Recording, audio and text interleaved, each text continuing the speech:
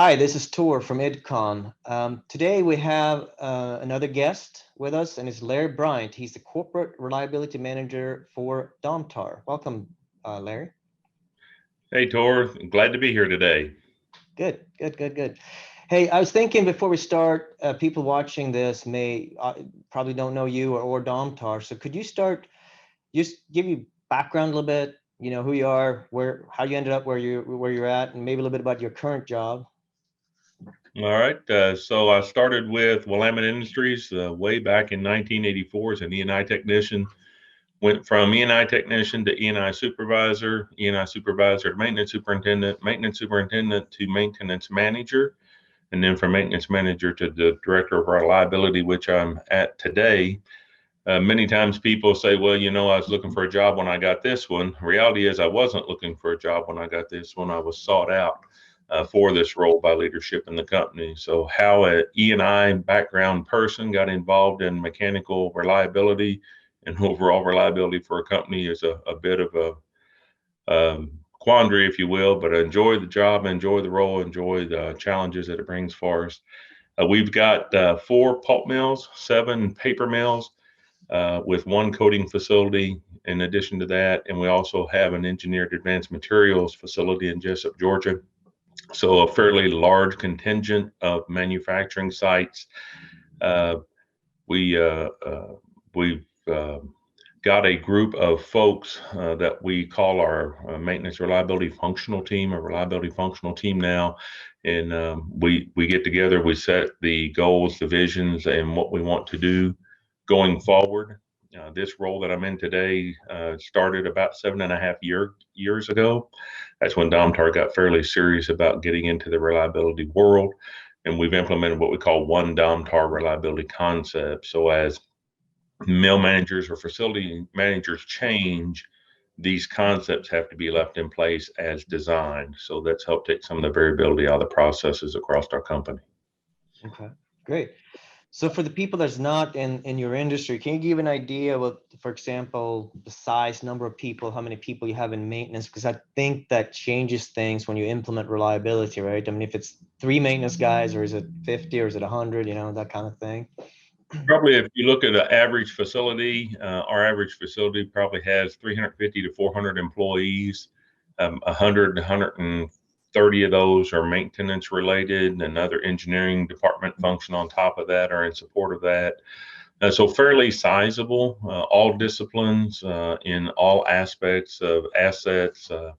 Yeah, so it's just the full gamut of asset management, if you will, and trying to bring that organization together, both from an operational perspective, which is roughly about a 3-to-1, 2.5 to 3-to-1 ratio of maintenance to operations. How do we get the operational folks to become part of and take ownership in reliability? So it's not just the management of the maintenance side of the business, but how do we get the operational participants to become more of a single source asset management group as opposed to maintenance does maintenance and operations does operations? Yeah, I think that's an interesting topic. We'll definitely get back to that. We should probably disclose here that IDCON and my companies work quite a bit with Domtar over the years. I just went back to my own notes, and I start noticing my first visit to a Domtar mill was in Bennettsville in 1991. I was still in college. So they had just started doing their skills matrix training. And I think I went back, and I think you and I met probably first time 97. It was probably at one of the conferences here or there. But then we did work together. You were in the pulp mill, but I was working in the paper mill about a year, setting up the operator routes there in Hawesville, I believe. And then recently we worked quite a bit on a little bit of root cause, right? Root cause training together. A couple of mills have been going through the PM process, but mostly we work on the work management or the planning and scheduling, right? The last few years. Yeah. So I just want people to know that. So we're a little bit biased here, perhaps one way or another. So since we worked a lot on work management, I was thinking this interview would be a little bit more specific to that. We can definitely go outside, the work management field. But I'm interested to see, because you put a lot of effort into work management lately, right? I don't know how many years, 4 or 5, we've been doing this. Time flies, right? But why Yeah. work management has been that real push for you? Well, when in our view, whenever you look at getting a manufacturing facility to perform as you need it to perform, planning and scheduling is one of the foundational bedrocks that have to be in place to be effective. So it's got to be effective from the standpoint that none of us have unlimited resources, be it people or money. So we have to know the health of our assets, know the health of our manufacturing facilities. We need that information a bit dynamic, if you will, rather than waiting for that once a month route to be run or this report to come back. Where we can, let's ascertain the need or the health of the assets and let them tell us what we need to be doing, get that into place. And as we're getting that into place, then start to refine what is the time-based preventive maintenance? What's the value that it brings? Should it be historically a time-based preventive maintenance, or should it be into a condition monitoring route or an essential care route, or something to that effect? So there was so much work that came into that we felt like if we got this foundational piece into place and we got that work moving as it should, even though it was a bit handicapped, it was better than the variability we saw in the process across the company.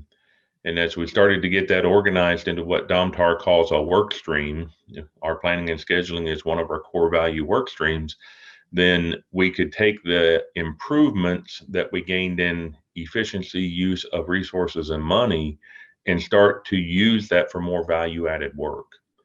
So we talk about work management, it's not just planning and scheduling, it's the essential care and condition monitoring process that feeds that. And then we tie it into the precision maintenance aspect, that when we went out and did the work, we were going to do it in a precision process that then should lengthen the time between failures or lengthen the time between corrective maintenance to give us more value added time from our trades resources that continue the journey of getting better. And the Right. end of that, we pulled in the lubrication. So those four work streams, if you will, became our very strong core process to get our assets functioning, operating, and we knew the health and those issues that came to us. And tying into that, our operations folks, so that operations, for the most part, sets the priorities of the assets need, because we can't fix everything today and we can't fix everything tomorrow. So how do we set that priority order? How do we work together as a team? How do we make that function and happen so that it's effective in what we're trying to come the outcome to be? Right.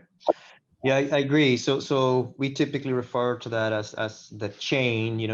There's no point in doing any part of the chain, meaning you can make this chain a little bit more complex, but the summary would be inspect, your condition monitoring. That could be look, listen, feel, smell, but it can be operators. It can also be vibration analysis, right?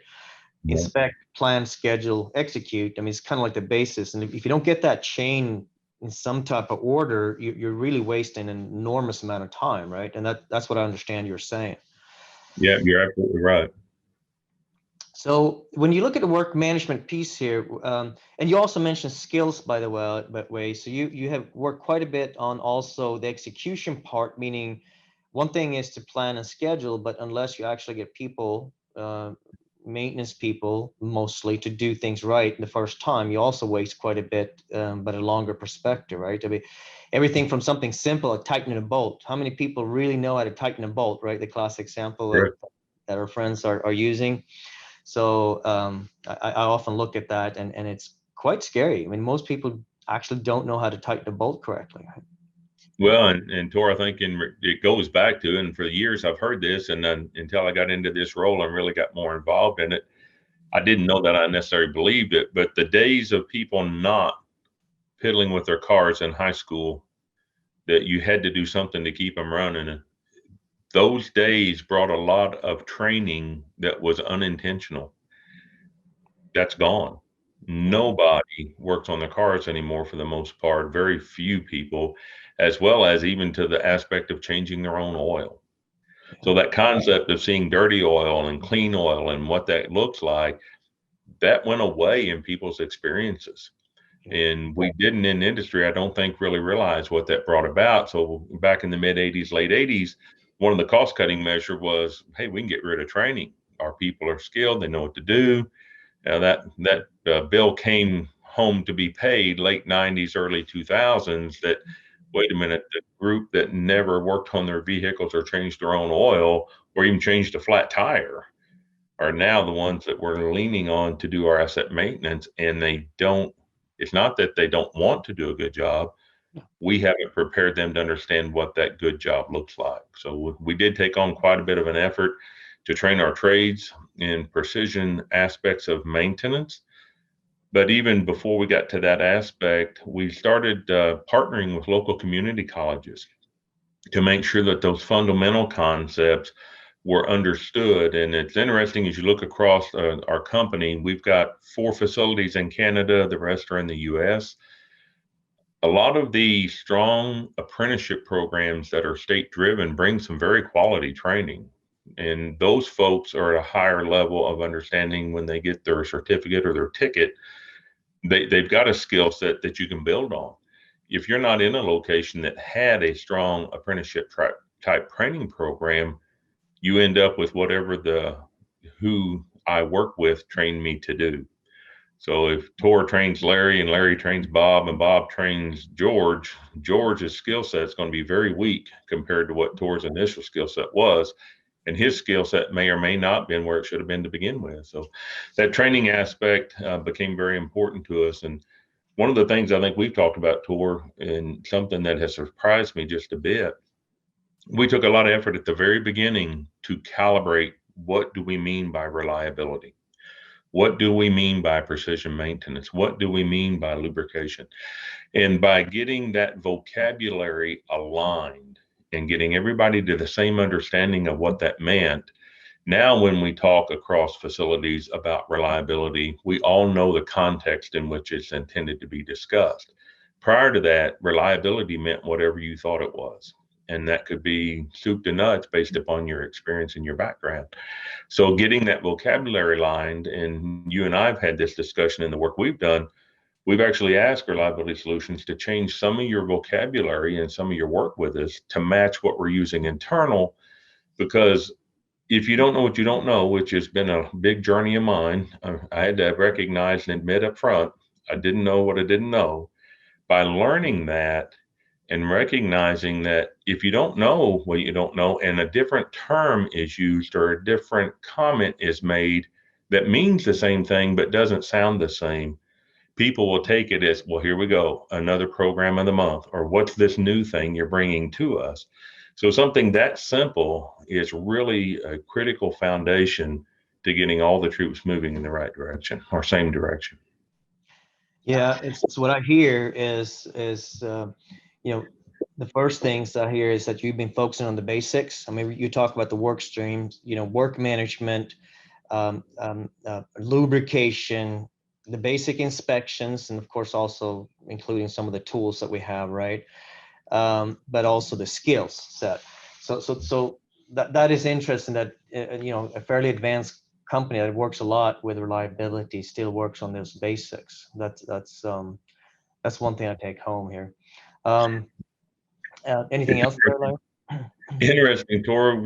So Domtar right now is a group of 7 different companies that have come together through acquisitions, mergers, and now we're all under the same umbrella. And it was interesting. We had a mill manager that assumed a leadership role, one of our mills, and I'm thinking this was 2015, 2016, somewhere right in that window. And that's when we were really beginning to hit the planning and scheduling strong and and developing the business case of why we needed to do it.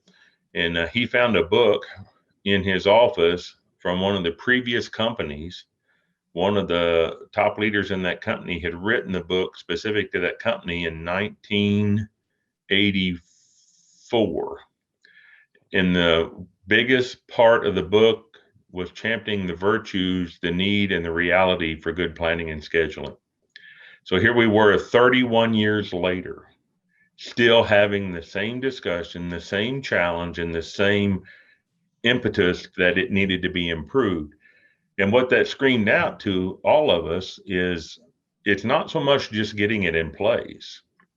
It's you've got to sustain it once you get it there. You've got to nurture it. You've got to feed it. You've got to hold it accountable. And it's not that people don't want to do the right things, but when you get alligators biting you every day, it's easy to always chase the alligators and not realize you're never getting out of the firefighting. You're getting further into it. So somebody's got to be the coach on the sideline saying, time out, back up. We've got to get back into our process. These things are going to happen. We'll work our way out of them, but we can't get into them so deep that we can't do the right things for the right reasons. Yeah, I think in my experience too, and working with you, but also with others, it's something that's really important to understand if somebody's watching this video and are thinking about improving their work management. It's not the project. It's not like installing a new pump or installing a new line, right? It's we're talking about people and behavior change. So I can people watching more of these videos get tired of the same analogy, but I'm using the exercise, right? It's the same thing. You Mhm. can say, well, I don't exercise today. You have a 1 year program and you get up to working out 3, 4 times a week, whatever it may be. You start eating better. It doesn't mean you're done, right? Because if you stop, guess what? I mean, planning and scheduling, unfortunately, it's the same thing. I think it's a very important thing to realize when we're working with maintenance, because sometimes you can even argue that planning and scheduling or work management really is synonymous with maintenance management, because that's where you manage your routes, your lubrication, your skills. Everything goes through that hub, right? That's why it's so important to get that in place. Yeah, I agree. I agree with you, Tor. And we adopted a motto early in our process that we're going to implement with urgency, but only at the speed we could sustain. So even though I would have liked everybody to get planning and scheduling in place in just a couple of weeks, wave the magic wand, now we're there, that needs to be maintained. Reality is cultures are different, people are different, the level of preparedness to take on that change is different. So our desires from a corporate or leadership standpoint are different than the realities that the mills are facing. So we met our folks where they were at. We didn't languish on how they got there, whatever level of ability they had or didn't have. We just said, this is reality of where we're at. Now let's move forward. To your analogy, Larry, you're overweight. You need to exercise. We're not going to talk about how you got here, but we're going to talk about how we change you going forward. And the interesting piece from my perspective, and I'm not sure whether you've seen it or not, I can get more energy and excitement around starting something new than I can about challenging something old that needs to stop, because the people have ownership and they have pride in whatever it was they were doing that may not be bringing the value or as much value as what we need to start doing. And with limited resources, limited time, we have to get something off the plate if we're going to put something on the plate. And pushing that stuff off the plate has been more problematic than putting stuff on the plate. And I think a lot of times we don't sustain because we've just added more to the wagon.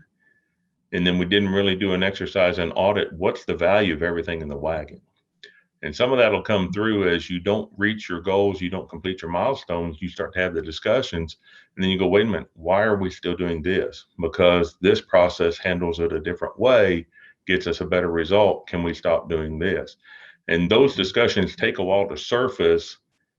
And I don't know, from your perspective, I'd be kind of curious, do you find it more effective to let those surface and work them as you're implementing the change? Or do you force some kind of an audit to surface it all up front?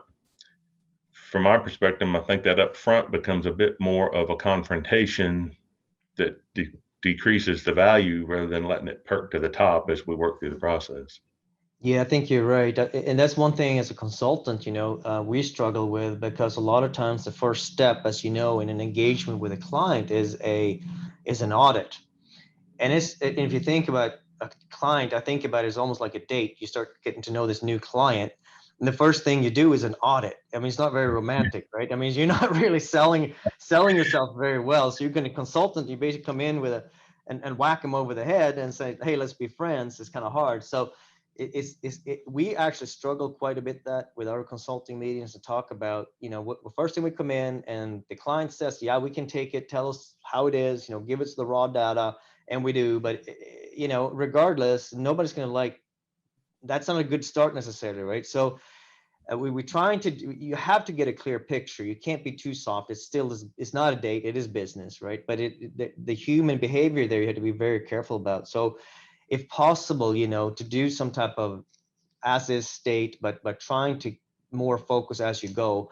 And I think, and as you know, I think it's much more important to get something going, and then start tweaking it, especially because it has to do with human behavior. You can't tell somebody, let's just take a specific example, planners. When we coach planners, as you know, we don't just go in and say, here's a perfect work order. These are the things a planner should do. Let's take a work order and do it perfect. You have to start saying, if an organization is very unreliable, and planners are doing all kinds of different things other than planning, then maybe say, look, let's just get parts and let's get the safety check. Let's do that first. Once we kind of get most work orders in that, let's add something more, just like you're saying, add something to the plate. But then, the planner shouldn't sit there and purchase that. We need to take off the plate, right? I mean, so it's not so Right. simple that people, and then, by the way, he or she gets interrupted all the time. So now we need to make sure that work orders are prioritized. And who's doing that? It's all a big chain, right? With this. Right. So in this chain of planning and scheduling, I was going to ask you, so planning and scheduling / work management, you have prioritization if you simplified it, but you have a work request that's somehow prioritized, screen prioritized, then you plan it, you schedule, you leave it with the crafts. Where do you see your challenges in that, and where do you have any unique processes along the line? So where do you see that plants stumble? Well, I think we do have some unique processes. So we've used your all's assessments. Do appreciate the fact that you and your consultants work with us to take your assessment process to fit our unique standard. We do have some unique processes in our standard. One of our unique processes is the operational maintenance coordinator, OMCs. They're responsible to prioritize the work for execution against the manufacturing priorities of the plant. So if you're on a certain grade of product, or if you're running a unique time where you can do certain work or can't do certain work, you prioritize it so that you can fit the time available with the assets and the manufacturing demands. Getting those OMCs to fully understand their roles, and as people change out, recognizing how frequent those change outs are occurring because of people getting promoted, people moving to a different job, people moving to a different company, whatever. How do we sustain that program? So you spend a lot of time and effort to get people up to speed, and you think, hey, we've got people and we're moving forward. And now the cars are changing on the train, and the new car plugging in doesn't have the knowledge of the old car that left. So how do we get a tool in place so that people can start to realize and understand what that role is, even if they're new to the group? So the OMC, the people part of that, is a challenge. So some of the decisions our folks have to make, they make the prioritization decisions, they make the determinations what needs to be done. That final check then goes, how does that fit into a checkbook process, much that we do at home? Do I have the money to make all those repairs? If I don't have the money, what repairs do I make and what repairs do I move? Or do I change some of the thinking around some of the repairs that I'm looking to make? How can we get more effective, more efficient about those? How do we challenge time-based maintenance?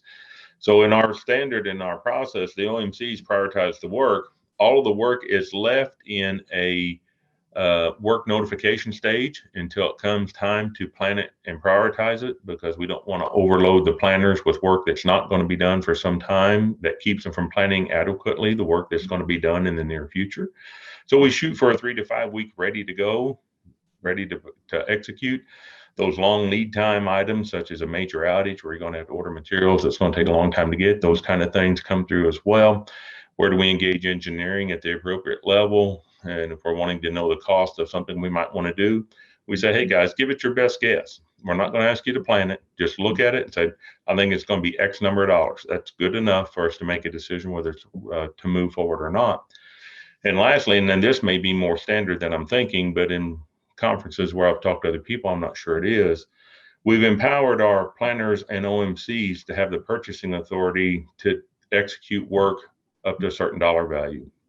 No other approvals. We're paying the folks to make those priorities, those decisions, move forward. Then we've got a staggered approach to the more expensive stuff that's probably going to take more of an outage related opportunity or a significant investment, we need to have more conversations about, can we support that we need to do the work?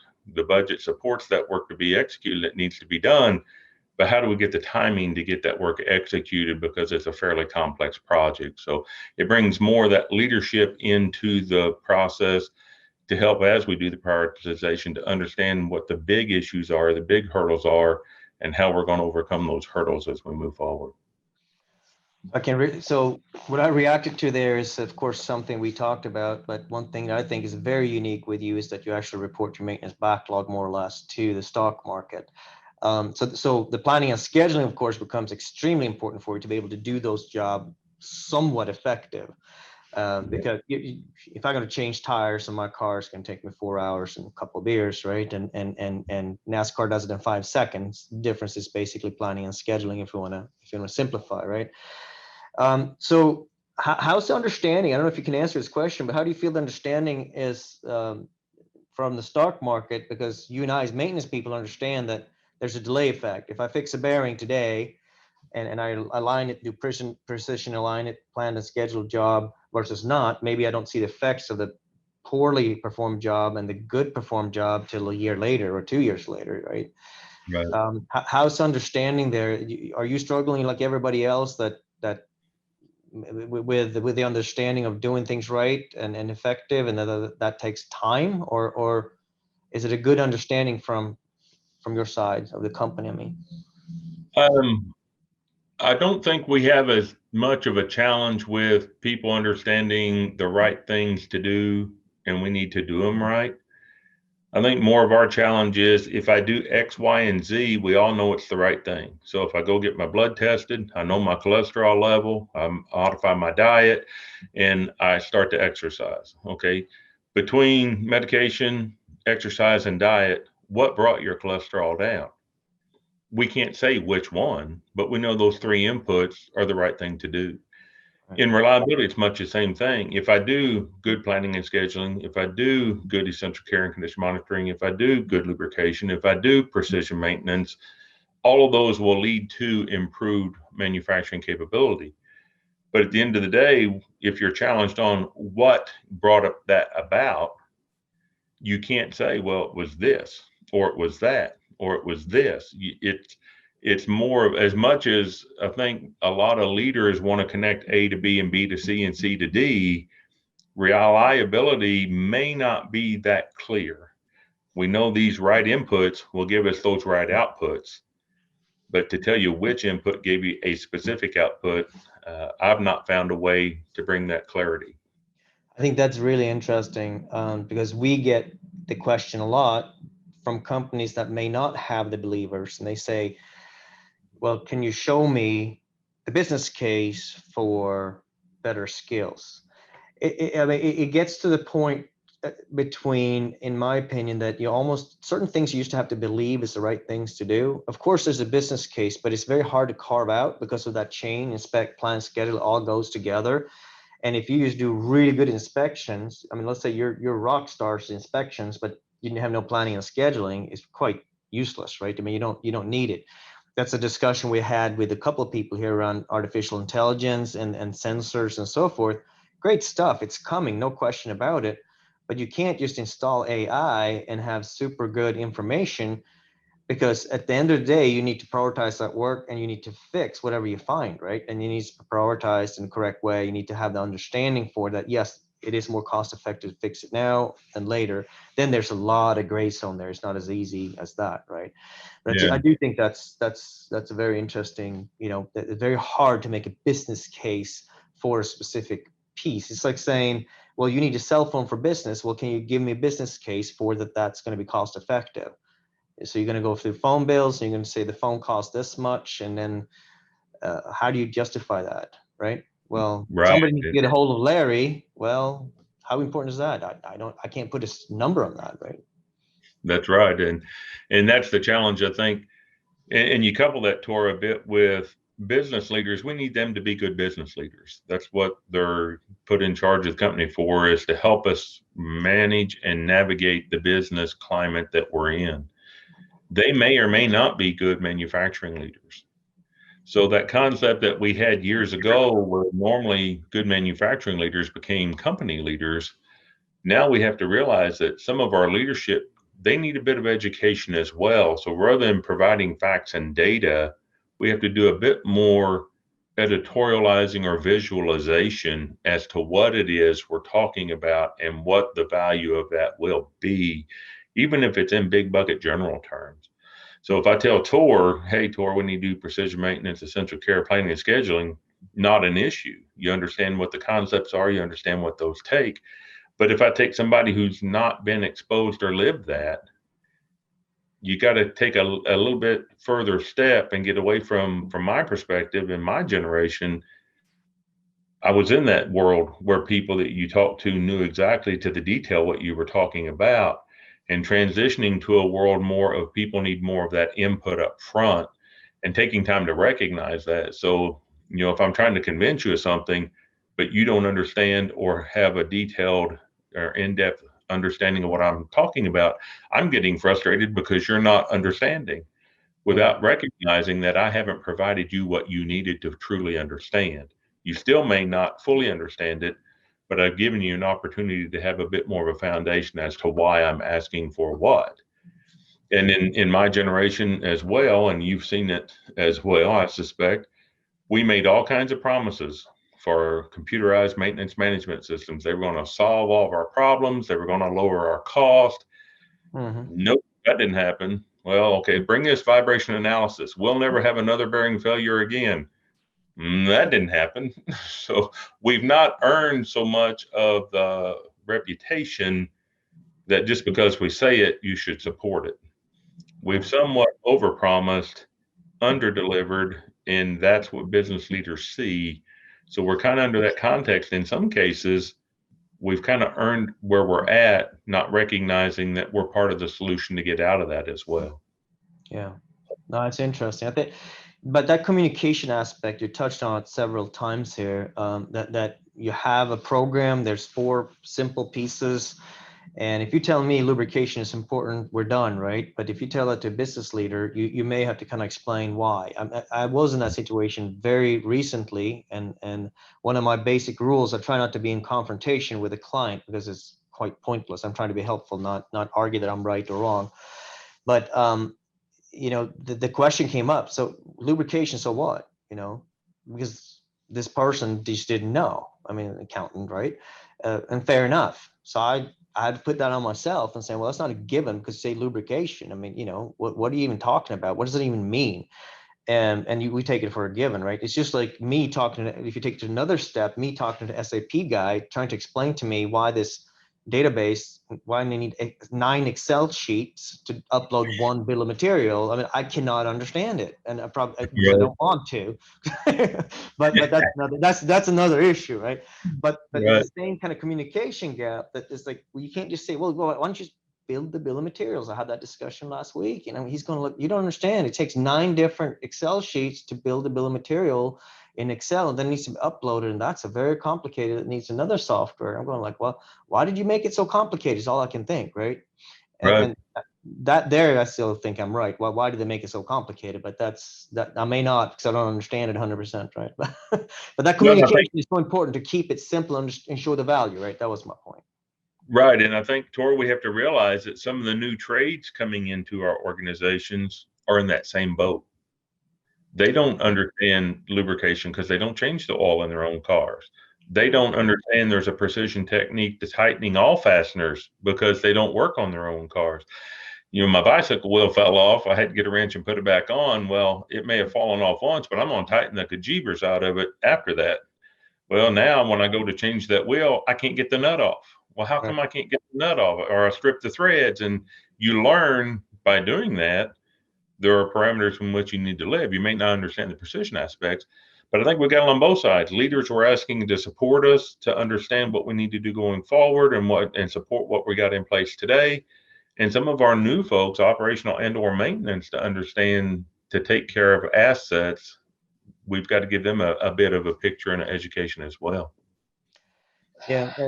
And I found it helpful to try to say, if you're talking about a concept, doesn't matter if it's skills, lubrication, or planning and scheduling, and see and try to explain what the value is. Of course, um, in work management, going back to the process, of course, I see that we free up a lot of resources by doing things more effectively. It's just common sense. If I plan and schedule the work, I can now get my craftspeople to do work probably in one time unit versus 3 to 9 is what we see. I mean, it's not just 10% increase. It's many times faster, right? But the biggest thing, if you think the next step, is of course the downtime, because if I do a job in 3 hours or if I do a job in 1 hour, I mean, I save a lot of downtime. So I see that's really the benefit, the financial benefit that ends up not on the maintenance side, it ends up on the operational side. But That's an excellent point, Tor. And I think sometimes that we lead leadership to think that putting these processes in place are going to bring about a significant maintenance cost reduction.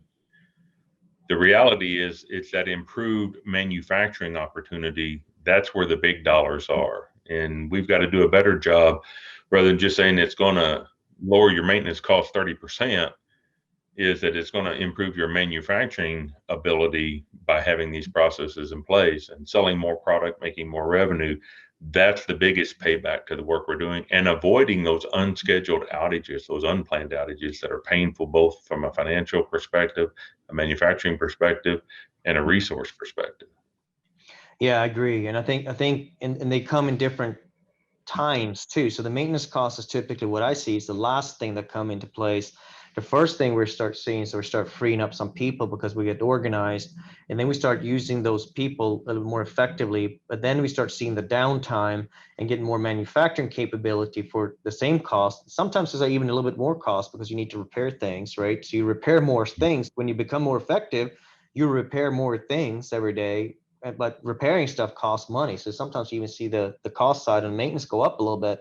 And that's where we see a lot of projects being cut. We say, well, you said, well, look, we improved production 2%, and the maintenance cost may be up a tad, but overall, if you can sell the product you make, that's a huge win, right? So it's that you started saying operations maintenance partnership is absolutely vital for this to happen, right? And so that understanding has to be there. And I think we got to realize that our customers are more on time demand driven. So I need the order on Tuesday, and we make the commitment to get the order on Tuesday. We have something that happened that we don't deliver on Tuesday.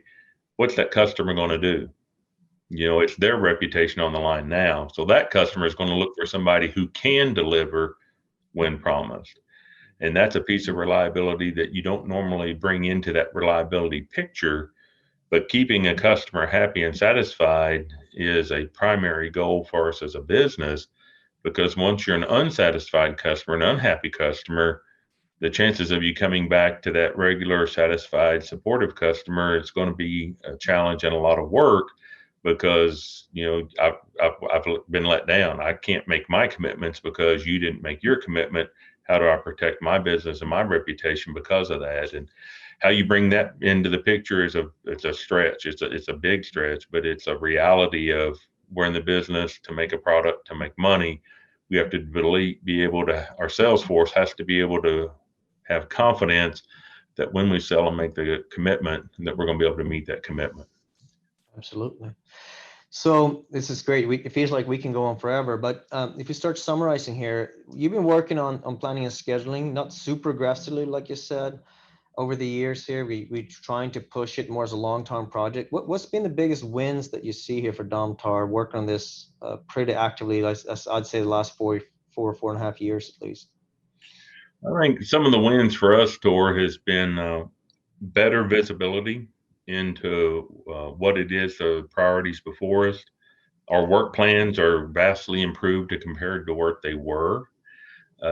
We've got, of all the different facilities we got, you've got leaders and laggards, if you will. You've got some that have embraced it and taken off with it. You've got some that are challenged. They're in the firefighting world, if you will, or coming out of the firefighting world. So they're still a little bit further behind. Again, you got to recognize the culture and the resource demand of what's being asked of them from a corporate perspective, because there's more of a facility, more to a facility and request from a corporate perspective than just asset management or work management. So, but one of the things I think that as we went through our journey that maybe we didn't really expect to hear is the improvement of the quality of life for our people.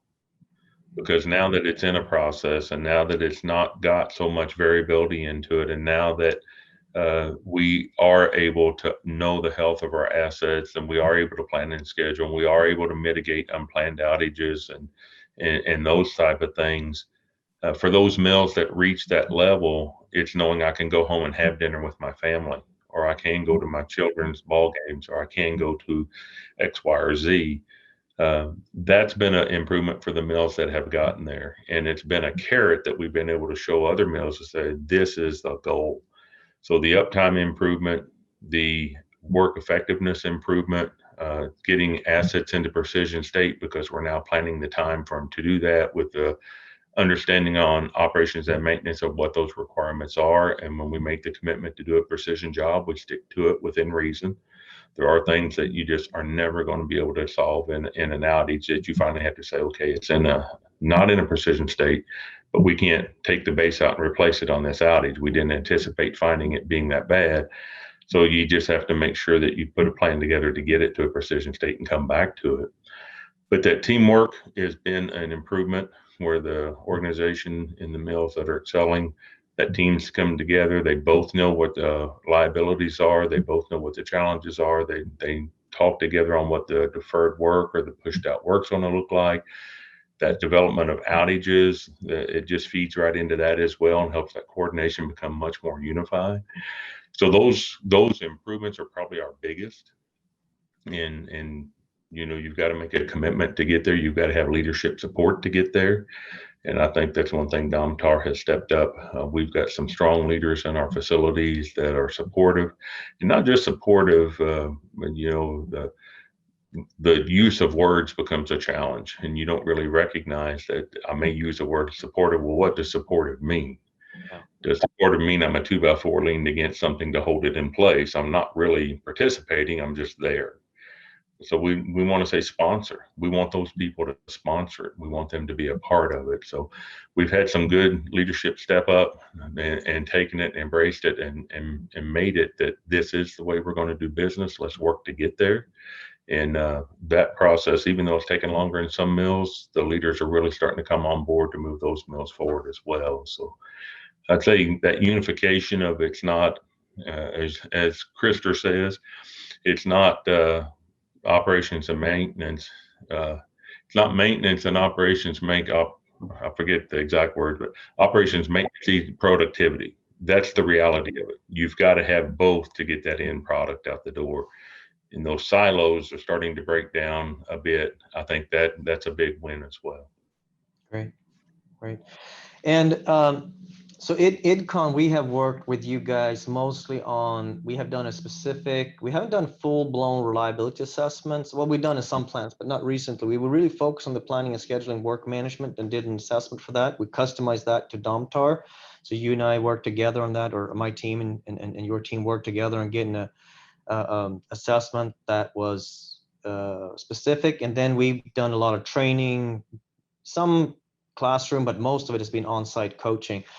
What's been, and some mills have used the consultants, some haven't. What's the value? How do you see IDCON's performance and the value of a consultant versus not? When do you need one and when do you not?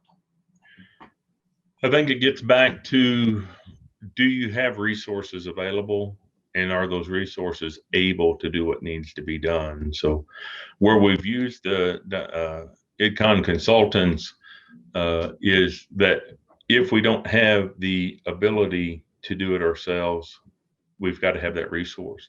So one of the primary things we've used you all for is a comprehensive auditing program, where you assess or do a gap analysis on our planning and scheduling.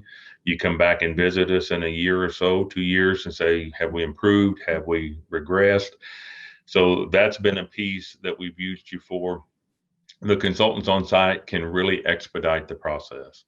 So if we have a consultant that can come in and lead those discussions to get the essential care and condition monitoring routes in place, and what needs to be done and who's going to do it, and can we shift that out of a time-based maintenance into that essential care condition monitoring?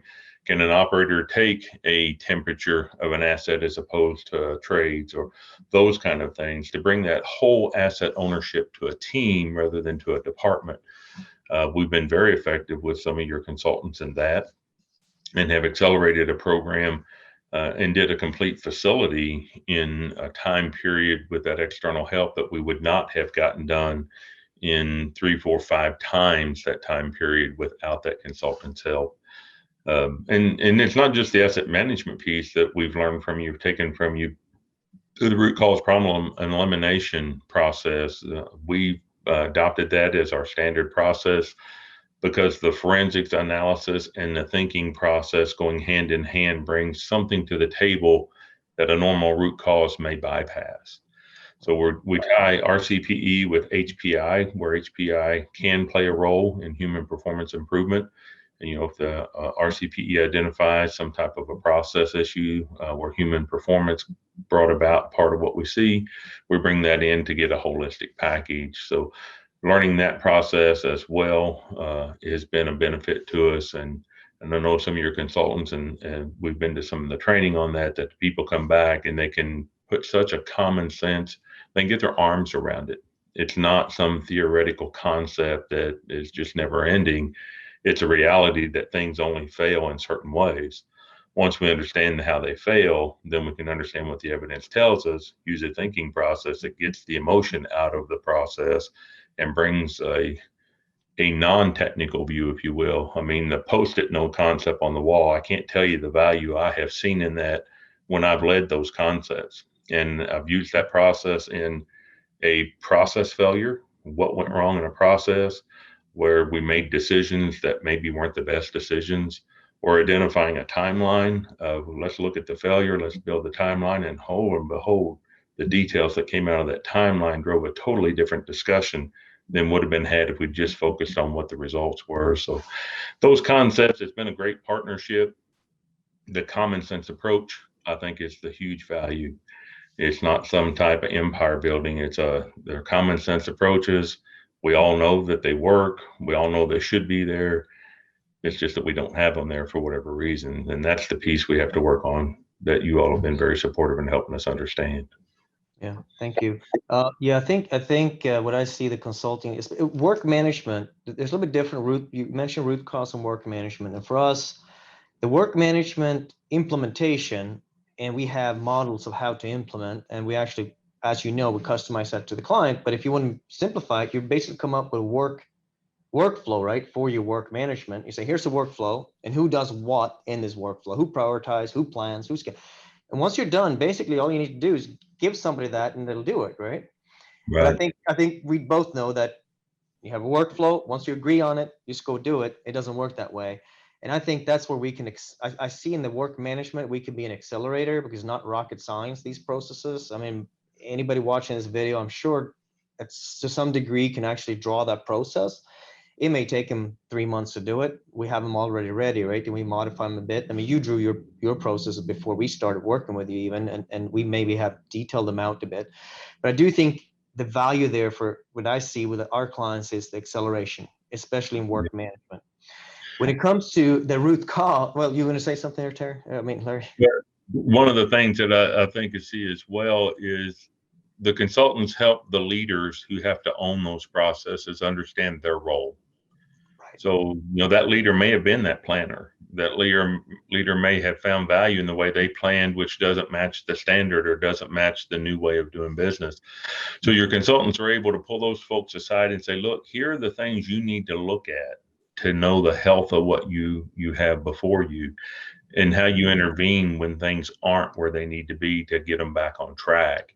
That's been a benefit as well, is that one-on-one time between the consultants and the leaders of these processes while they're in our facilities, to have that open discussion, and to your point, avoiding conflict, but being real.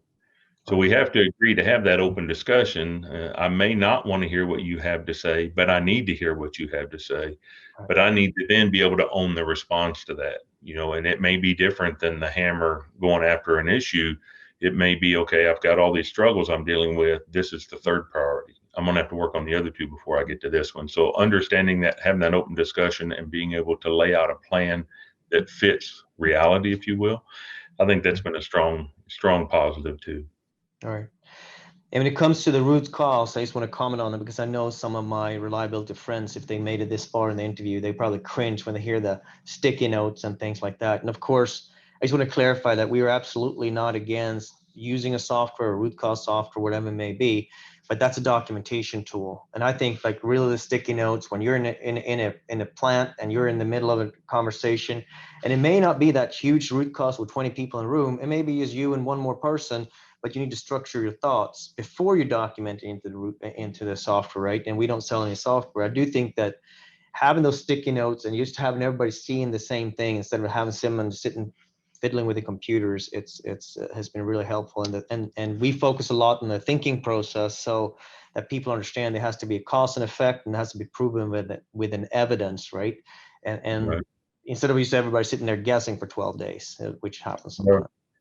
toward the sticky note value that, and again, I agree that putting it into electronic documentation is a step in that process. But in one of the timeline issues on multiple domino effect failures that occurred over a period of time, almost over 5 weeks, going in and starting that process, literally in that process, once people could see the flow starting to materialize on the sticky notes of the wall, they asked me to step aside and they took the sticky notes and just started moving them. Yeah. And the picture they came up with brought a clarity they didn't have before. Right. But because of the conversation and the bits and pieces, and they could start to see it on the wall without the conflict of technology on a screen and fighting that battle, they could actually get out and together started talking about, well, what if, no, this was here. No, that was there. Oh, wait, this affected that. Oh, wait, I didn't know that even happened. Yeah. They just took over, and it was rewarding just to step back and watch the thinking process take over. They understood the concept and the process. Now they could visually see something simple. They could modify it simply. And when we got done, we put it into an electronic document for action tracking. So Exactly. it really took hold. That was an impressive process. And most people, when you talk about stepping back from technology, they cringe because technology is the answer to everything. If you don't think so, just go do a Google search on AI solving all your problems. Yep. But stepping back and letting that process take place, it really does bring the people together as a team. Yeah, I think so too. No, I've been when we developed that root cause, we really focused on the key items and try to keep it simple. And then you can, of course, the problems can be extremely advanced, even if it's just sticky notes.